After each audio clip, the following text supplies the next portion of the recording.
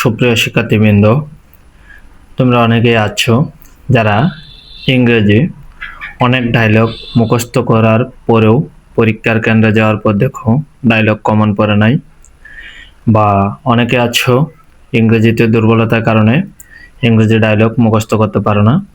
তাদের জন্য আজকের এই ভিডিও। তো আজকের এই ভিডিওর মাধ্যমে ডায়লগের দুইটি নিয়ম দিব।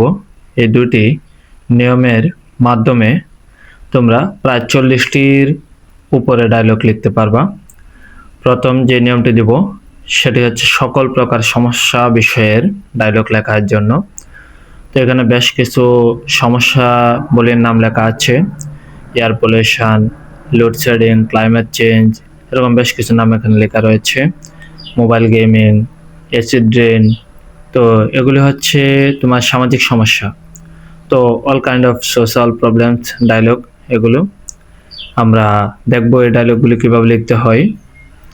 এখানে নিয়মটি দেওয়া হলো all kind of social problems dialogue. যদি একটু দেখো তোমরা, অবশ্যই এখানে দেখতে পাচ্ছ যে মেহেদি দিয়ে শুরু হয়েছে।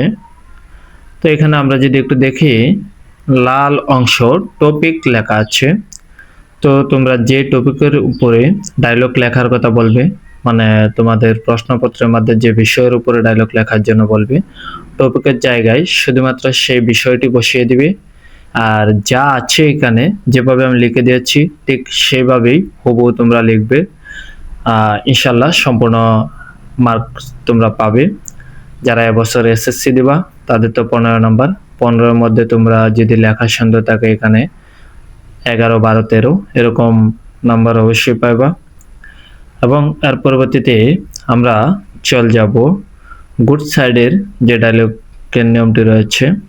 এখানে দেখো আমি কিছু নাম তোমাদেরকে লিখে দিয়েছি, all kind of good qualities dialogue. তো এখানে আমরা যদি দেখি গুড সাইডগুলোর কথা অবশ্যই লেখা আছে, হাইলি রাইজিং, এডুকেশন, কম্পেনসেশন। তো এগুলো হচ্ছে আমাদের গুড সাইড। তো আমরা ওখানে যদি একটু দেখি, দেখো ডায়লগের নিয়মটি দেওয়া হয়েছে all kind of good qualities dialogue. তো আমরা যদি এখানে দেখি, বেশ কিছু জায়গায় লাল করে দেওয়া হয়েছে টপিক লেখাটিকে।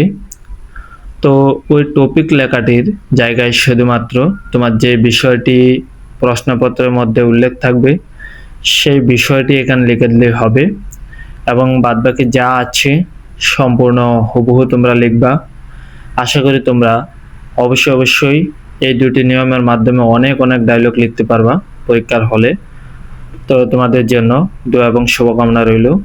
এরকম বিভিন্ন টপিকের নিয়ম, শর্ট টেকনিক পাওয়ার জন্য অবশ্যই মেহেদি স্টাডি ইউটিউব চ্যানেলটি সাবস্ক্রাইব করে রাখবে।